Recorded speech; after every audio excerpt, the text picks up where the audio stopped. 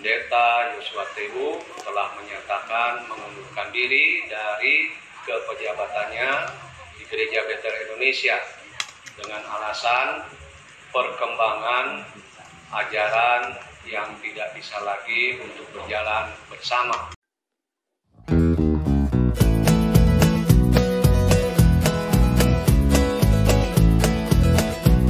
Shalom Sobat Ngopi yang kasih dalam Tuhan, kita bersyukur hari ini kita boleh kembali berjumpa di dalam obrolan, yaitu di dalam obrolan ngopi, ngobrolin perkara iman. Senang sekali kita bisa berjumpa hari ini. Sobat Ngopi yang kasih dalam Tuhan, beberapa hari yang lalu, Pendeta Joshua Tewu telah menyatakan di dalam videonya bahwa beliau keluar dari Sinode GBI. Itu adalah sebuah masalah pribadi beliau dengan Sinode GBI. Tetapi kalau kita melihat akan surat yang dia sampaikan dan apa yang bisa kita pelajari dari peristiwa ini, saya akan share untuk setiap kita.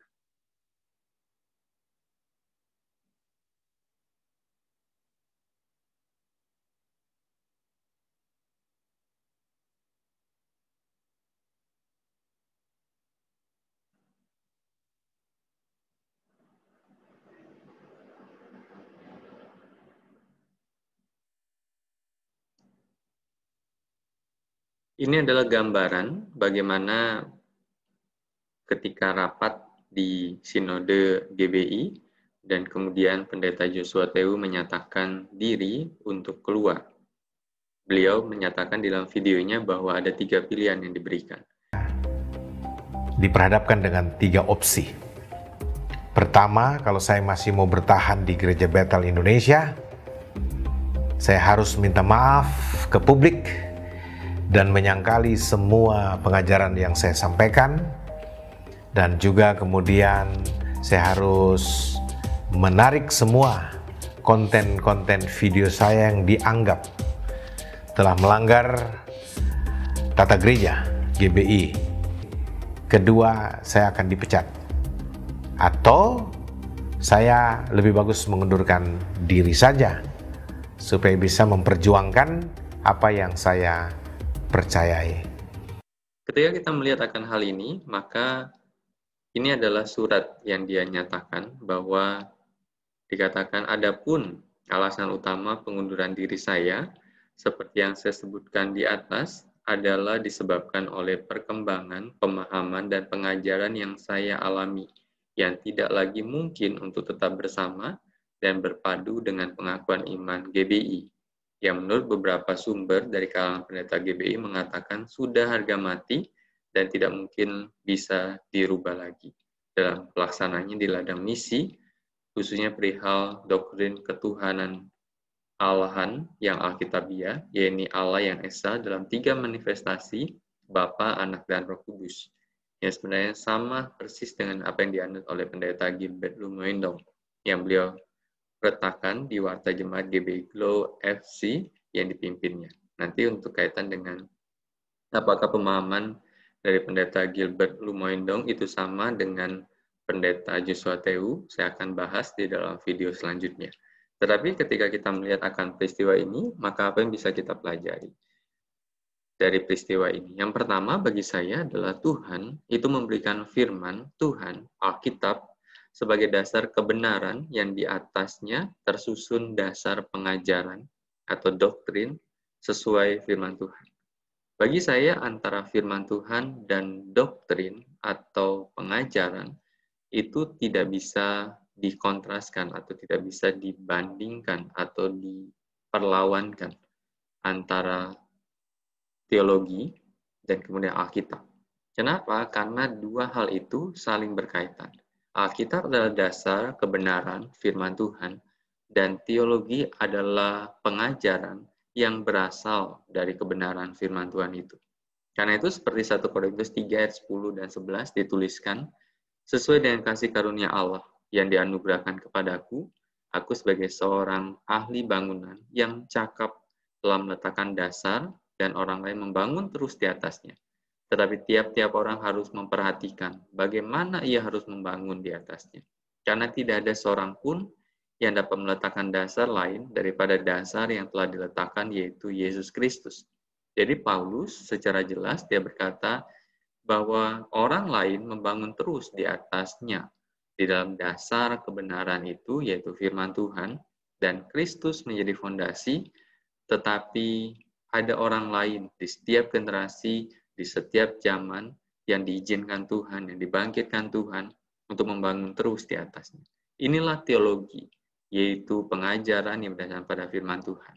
Karena itu saya tidak selalu setuju, bahkan saya tidak setuju ketika pendeta Joshua Teu berkata bahwa kata Alkitabiah yang saya maksud di sini atau biblical itu berlandaskan metode pemahaman Alkitab yang eksegesis. Sedangkan yang teologiah tanda kutip itu berlandaskan metodologi pemahaman Alkitab yang eisegesis. kenapa? Karena teologi pun dilandaskan kepada apa yang Alkitab katakan, termasuk pemahaman tentang Allah Tritunggal. Itu berdasarkan kepada apa yang Alkitab katakan, dan kita coba, Bapak-Bapak gereja coba membahasakan itu di dalam pembahasan manusia, sehingga bisa dipahami oleh manusia.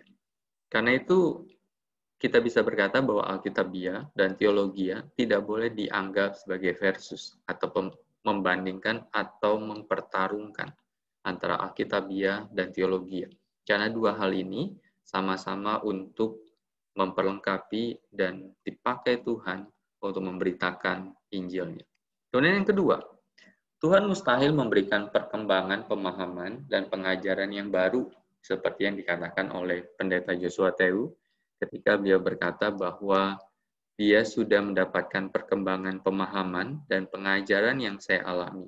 Ini mirip seperti pendeta Erastus yang berkata dan akhirnya memutuskan keluar dari GBI karena mendapatkan pemahaman dan pengajaran yang baru. Tetapi bagi saya, Tuhan mustahil memberikan perkembangan pemahaman dan pengajaran yang baru. Karena ini cenderung bersifat subjektif, yang bertentangan dengan pengajaran para nabi, para rasul, termasuk bapak-bapak gereja. Jadi, tidak mungkin Tuhan yang sama, tetapi kemudian memunculkan orang-orang yang mempertentangkan apa yang diajarkan oleh para nabi, para rasul, dan bapak-bapak gereja. Saya teringat dengan satu ayat, Matius 7 ayat yang ke-15, dikatakan, waspadalah terhadap nabi-nabi palsu yang datang kepadamu dengan menyamar seperti domba. Tetapi sesungguhnya mereka adalah serigala yang buas. Arti dari nabi-nabi palsu di dalam bagian ini adalah orang yang bertindak sebagai bagian dari nabi yang diilhami secara ilahi, mengucapkan kepalsuan di bawah nama nubuatan ilahi. Jadi, nabi-nabi palsu ini mirip seperti nabi-nabi Tuhan, tetapi dia mengucapkan kepalsuan di bawah nama nubuatan ilahi. Jadi seringkali orang menggunakan Alkitab dan berkata itu Alkitabiah, tetapi apa yang dia katakan itu sesungguhnya bukan apa yang Tuhan maksudkan di dalam Alkitab. Jadi kalau kita melihat beberapa pengajaran-pengajaran palsu di dalam setiap zaman dan abad, mereka pasti menggunakan Alkitab sebagai landasan. Tetapi sesungguhnya mereka tidak menyampaikan apa yang sesuai dengan kebenaran firman, tetapi sebagai sebuah yang subjektif dalam pemikiran mereka dan mereka ajarkan dan menganggap itu sebagai sebuah kebenaran firman Tuhan. Kemudian yang kedua, pengertian dari nabi palsu adalah seorang dari nabi palsu. Jadi bagi saya Tuhan tidak mungkin mempertentangkan pengajaran yang sudah bertahan, yang sudah disampaikan para nabi, para rasul, dan bapak gereja. Kemudian, Tuhan pasti akan menyingkapkan kebenaran dan kepalsuan dalam komunitas gerejanya. Di dalam Alkitab itu ada pembandingan seringkali. Antara perbandingan domba dengan kambing. Antara perbandingan ilalang dan gandum. Kalau kita ingat, ada sebuah kisah bagaimana perbandingan ilalang dan gandum. Bagaimana suatu malam ada orang jahat menaburkan benih ilalang di antara ladang gandum. Dan kemudian tuan tanah itu tahu bahwa ada benih ilalang yang ditaburkan. Tetapi kemudian dia berkata, jangan tebas sekarang, jangan potong sekarang. Karena kalau kamu potong, benih-benih gandum yang sudah mulai bertunas itu akan rusak juga. Karena itu dikatakan di dalam Matius 13 ayat yang ke-30, biarkanlah keduanya tumbuh bersama sampai waktu menuai. Pada waktu itu aku akan berkata kepada para penuai, kumpulkanlah dahulu lalang itu dan ikatlah berkas-berkas untuk dibakar, kemudian kumpulkanlah gandum itu ke dalam lumbungku. Baik kambing,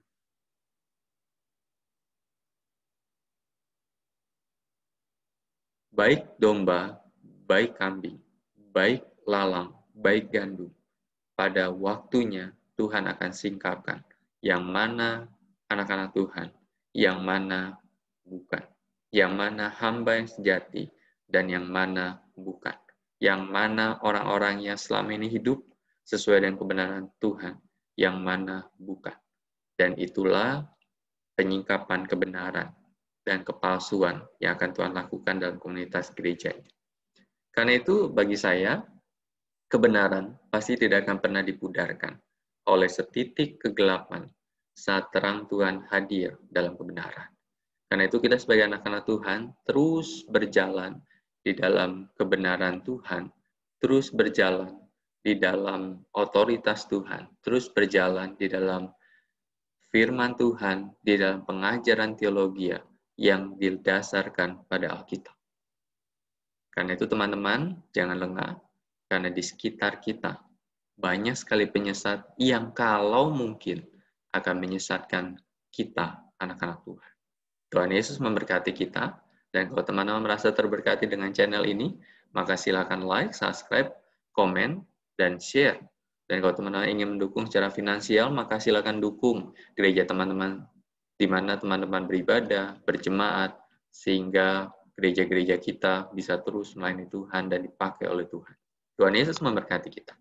Amin. Halo rekan-rekan semua, terima kasih sudah menonton video ini. Jangan lupa untuk subscribe, like, dan share. Tuhan Yesus memberkati.